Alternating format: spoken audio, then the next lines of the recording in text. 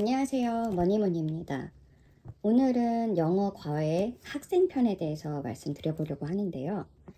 지난번에는 과외의 전반적인 흐름, 어떻게 과외를 잡고 개인 과외를 말씀드리는 거예요.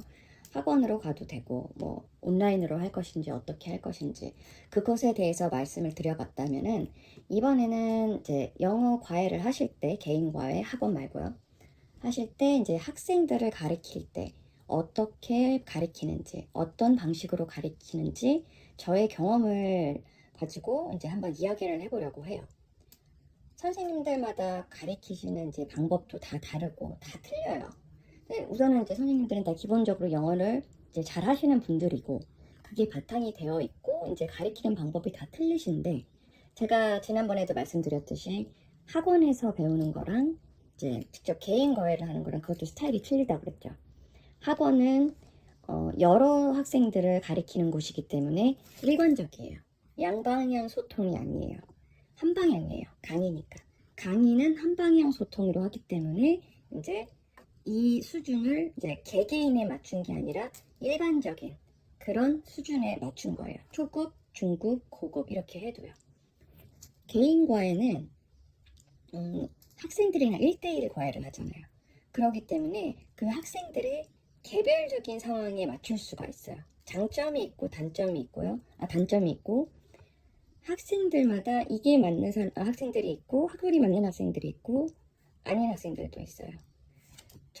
저와 같은 경우를 들면은, 저는 지금 중학생, 고등학생, 초등학생도 하는데 많이 하진 않고 주로 이제 중학생, 고등학생 쪽을 많이 해야 하고 이제 성인분들 이렇게 하고 계시는데, 오늘은 이제 학생편에서 대학생은 성인 쪽으로 분류를 해 놓을게요. 그래서 고등학생까지를 학생으로 한다면은 이 학생들의 영어의 목적은 수능에 맞춰져 있어요. 수능에 맞춰져 있기 때문에 이제 수능 위주로 공부하게 되는데, 저와 같은 경우는 조금 이제 양방향으로 하려고 하는 그런 이제 커리큘럼을 많이 짜고 있어요. 물론 다른 선생님도 그러시는 분들 있고 다 틀려요. 이제 이거를 전제로 해두시고 저는 어떻게 하는지 그 경험에 대해서 말씀을 드리는 거니까. 그래서 양방향으로 공부를 하려고 이제 커리큘럼을 짜고 있는데, 첫째는 내신과 이제 이 아이가 부족한 부분들, 독해, 이제 모의고사 같은 게, 이제 고등학교 가면 모의고사를 보잖아요. 그래서 이거를 나눠놔요. 이제 내신은 내신, 그리고 모의고사는 모의고사 준비, 이런 쪽으로 해요. 수행평가는 저는 따로 건들진 않아요. 특히 이제 좀 어렵거나 이러지 않는 이상 수행평가 정도는 너희가 알아서 해라라고 이렇게 놔두고, 우선 제가 중점적으로 두는 곳은 내신, 본교재랑 보조교재가 있어요. 그거랑 이제 그렇게 해서 내신으로 해놓고, 그 모의고사는 전체적인 유형별 문제들 같은 거 한번 제일 처음에 그걸 해요. 이 아이의 수준을 모르기 때문에 얘기는 해줘도 제가 알아야 되잖아요. 그래서 이제 그거를 먼저 이제 일반적인 평균의 이제 유형별 모의고사 독해 이런 집을 사가지고 그걸 같이 풀어봐요. 그래서 그거를 기준으로 해서 이제 이 아이의 수준을 안 다음에 이제 세부적으로 다른 문제집들을 이렇게 공부하게 되는 거죠. 문제집을 해도 되고 이제 모아둔 자료를 가지고 이제 이렇게 하셔도 되고 그렇게 하시는데, 그래서 저는 총 한 4가지를 하고 있는데, 제가 가르치는 아이들 중에서 이제 하나의 이제 고등학생을 말씀드리는 거예요, 지금. 고1 학생이어서 이제 온라인으로 개인 과외를 하고 있어요. 그 친구 같은 경우 기본이 스스로 잘 공부를 했어요. 잘 공부해서 기본이 잘 돼 있었고, 이제 제가 하는 거는 이제 내신에 대해서 하는데, 내신 같은 경우는 이제 학교 선생님이 먼저 가르쳐 주시잖아요. 저는 학교 선생님의 말을 굉장히 잘 들으라고 해요. 거기서 잘 요약하고 하고, 이제 저 과외하는 거는 그 선생님이 가르쳐 주신 거에서 그러니까 학생이 이해를 못하는 부분들, 이거는 말씀 계속 해주셨는데 얘기했잖아요. 공교육, 사교육, 거기 강의식의 교육은 개개인한테 맞출 수가 없다고요. 그래서 이제 그 모자라는 개개인한테 맞출 수 없는 그 가려운 부분을 긁어주는 역할을 선생님이 할 거라고 그렇게 학생에게 얘기를 해줘요. 내신 부분에서요. 그래서 학교 공부를 철저히 하고 거기에서 모자란 부분이나 보충해야 할 부분, 그거의 부분에 대해서 해주는데, 아까도 말씀드렸지만 저는 양방향으로 하는 거를 많이 하려고 이제 노력 중이거든요. 그래서 아이에게 많이 시켜요. 제가 그래서 많이 시키고, 저는 좀 어떻게 얘기하냐면은 이거에 대해서 정리해요라고 그래요. 제가 정리를 해주는 게 아니라, 그리고 저는 특징이 프린트지 안 나눠주고요. 동영상도 안 찍게 해요. 그래서 나중에 보고 이런 거 없게요. 그 이유가 프린트지를 나눠주고 이거에 대해서 요약을 해주잖아요. 예를 들어서 영어에서 투부정사 뭐 이거를 이렇게 해가지고 막 나눠주시잖아요. 정말 정성스럽게 해가지고 나눠주시는 거 진짜 노력과 시간 모든 게 다 들어간 거예요. 거기는 노하우가. 근데 그렇게 하다 보니까 저도 그렇게 했었거든요. 하다 보니까 이거는 선생님만 도움되는 방법이에요. 선생님만 도움되는 방법이고 아이들에게는 하나도 도움이 되지 않아요. 그래서 제가 한 방법으로는 너가 스스로 요약을 해라. 선생님이 지금 말할 이 모든 거 내가 여기에서 요약해서 줄 거를 수업 시간 때 선생님이 얘기를 할 테니 그거를 너가 알아서 정리를 해라. 언제? 수업 시간 때. 그러니까 들으면서 적으면서 듣고 이렇게 해서 하라는 거야. 바쁘라는 거야. 그래서 아이들을 바쁘게 만들고 그거에 대해서 너가 이해한 거를 직접 이야기를 해봐. 말로써. 이제 그 말로 안 해봤기 때문에 이제 조금 버벅이고 해요.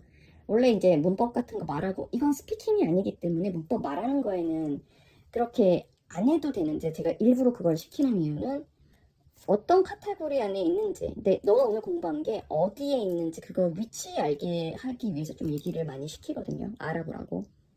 어쨌거나 이제 그래서 좀 양방향으로 공부하기 위한 그런 방법들을 많이 쓰고 있고, 독해 같은 경우 그거 왜 하냐면요, 그 모의고사 때문이에요. 모의고사를 보면은 아이들이 가장 충격을 많이 받아요. 언제요? 고1 때요.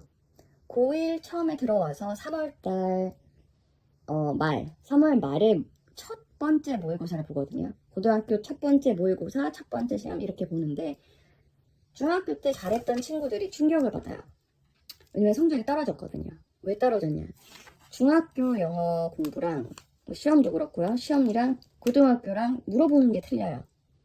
다들 뭐 다른 선생님들이 말씀하시는 거 보면 그렇게 말씀하시잖아요. 중학교 때는 문법의 개념 물어보고 이렇게 얘기를 하지만은 고등학교 올라오면은 이제 논술 부분으로 가요. 영어인데 내가 추론을 해야 되고 여기에서 뜻을 뽑아내야 되고 이렇게 해서 그것도 빠른 시간 안에 이제 좀 지문도 길어져요. 그거를 빠른 시간 안에 해 나가야 되기 때문에 많이 이제 차이가 나고 거기에서 이제 충격을 많이 받는 아이들이 있어요.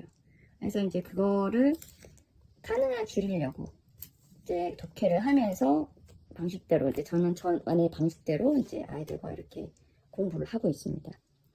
선생님으로서 이제 영어 과외를 하신데 꼭 영어뿐만이 아닌데 영어는 제가 하고 있는 거기 때문에 이제 말씀을 드리는 거고 처음 시작하시는 분들은 준비할 게 많으실 거예요. 왜냐면 이런 자료도 해야 되죠. 저런 자료도 해야 되죠. 아까처럼 그 학생들한테 한쪽 방향으로만 나눠주고 하는 게 아니에요.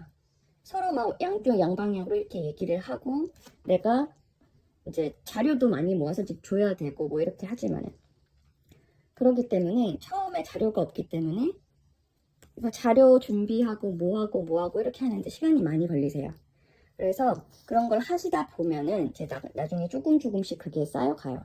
그래서 쌓여가면은 그만큼 이제 준비하시는 시간도 적게 적게 걸리고요. 선생님으로서 말씀드리는 거예요, 이거는. 그래서 선생님 입장에서는 하시면 하실수록 내가 만들어 놓은 커리큘럼은 단단해지고 매번 이제 발전해 나아가요. 그런 경우가 있고. 저 같은 경우 다른 선생님들도 마찬가지세요. 이제 그래서 1타 강사들 이제 있으시잖아요. 그분들은 이제 딱딱 그 포인트 아시는 거예요. 아시는 거고 이제 그거에 대해서 말씀해 주시고 이제 학생들에게 변화시키는 거고. 그래서 저는 양방향으로 하는 서로 물어보고 얘가 알고 있는지 그걸 즉각적으로 할 수 있도록 이제 그런 커리큘럼을 짜서 이렇게 해봤더니 정말 다행인 게 저는 이게 너무 잘 맞더라고요. 그냥 아르바이트 과외로 시작을 했는데 저도 좋아하고 아이들도 이거에 대해서 받아들이는데 잘 따라와주고 있어요. 그래서 그게 참 다행이라고 생각을 하고 있고 무엇보다도 제가 스스로 좋아하다 보니까 계속 지속을 해 나갈 수도 있는 부분인 것 같고 그렇습니다. 이제 우리가 이제 돈을 버는 방법이 여러 가지가 있는데 오늘은 이제 과외하는 그런 쪽에서 어떻게 하시면 되는지 이제 처음 시작하시는 분들 좀 도움 되시라고 제 경험과 함께 이렇게 말씀드렸습니다. 다음 시간에는요, 오늘은 학생편을 했으니까 성인 영어 공부에 대해서 좀 말씀드릴 거예요. 성인은 학생이랑 틀리다고 그러셨잖아요. 그래서 학생은 내신과 이제 모의고사 이렇게 학교 위주, 수능 위주로 이렇게 돌아가는 게 학생 영어 공부고, 이제 성인은 또 다른 방향 쪽으로 흘러갑니다. 커리큘럼을 같이 짤 수가 없어요. 그래서 이제 다음번에는 이제 성인 영어에 관해서 말씀을 드리고 제 경험을 좀 공유를 해드리도록 하겠습니다. 오늘 긴 이야기 들어주셔서 감사합니다. 안녕히 계세요.